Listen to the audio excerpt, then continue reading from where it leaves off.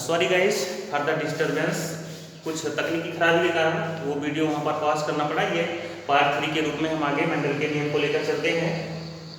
तो यहाँ पर जो फर्स्ट जनरेशन थी या फर्स्ट फीलियल जनरेशन थी, उसमें मेंडल ने पाया कि जो मटर के पौधे थे वो सभी लाल रंग के पुष्प दिए।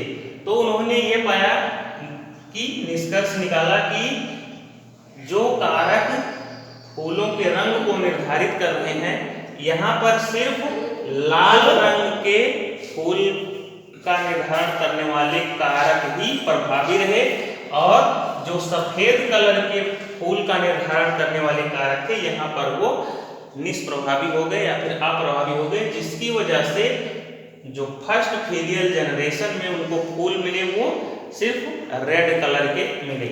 अब उन्होंने आगे क्या किया, इसी जो F1 जनरेशन के प्लांट हैं इसी में उन्होंने फिर से सेल्फ क्रॉस करा दिया, स्वपरागण करा दिया।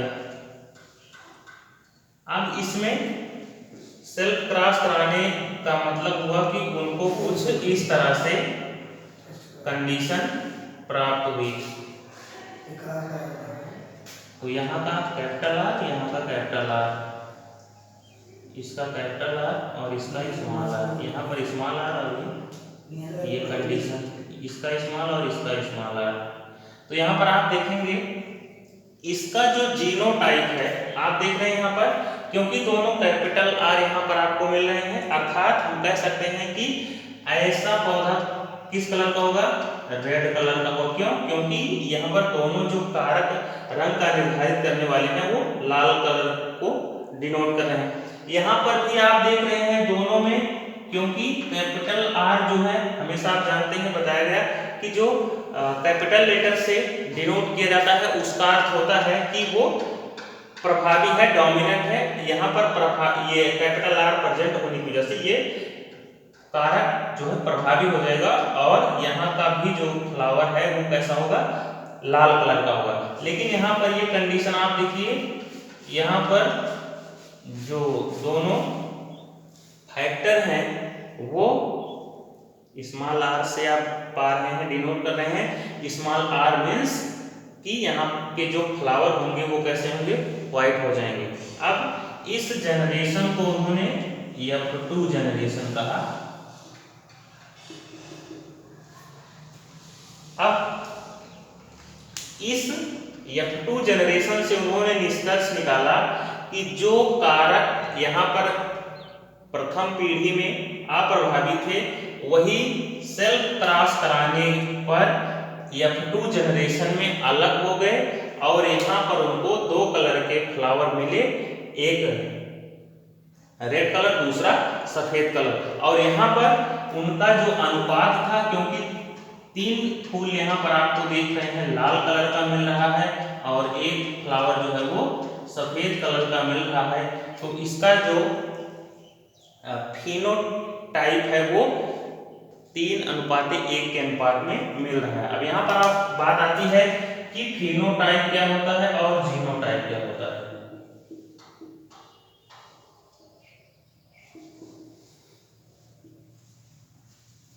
इसको हिंदी में बोलते हैं दृश्य रूप और जीनोटाइप को बोलते हैं जीन रूप।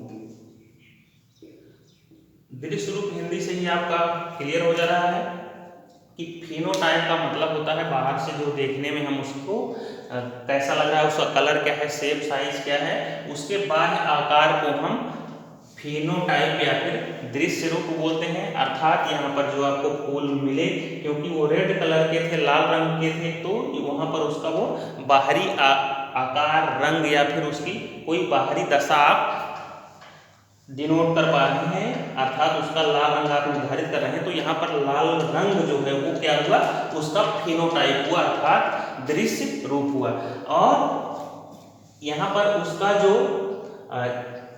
जिसको हम अब जीन बोलते हैं, मेंडल के समय जीन की खोज नहीं हुई थी, इसलिए उन्होंने कारक शब्द का प्रयोग किया।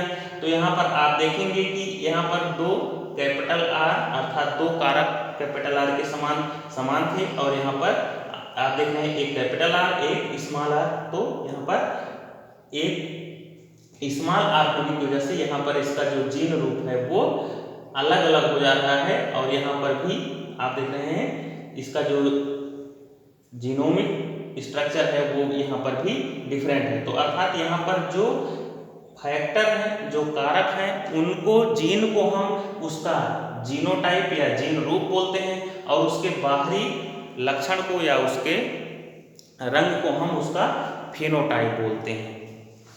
और एक चीज यहाँ पर और आप समझ लीजिए, होमोजाइगस और हेटेरोजाइगस। होमोजाइगस कंडीशन होती है, एक हेटेरोजाइगस।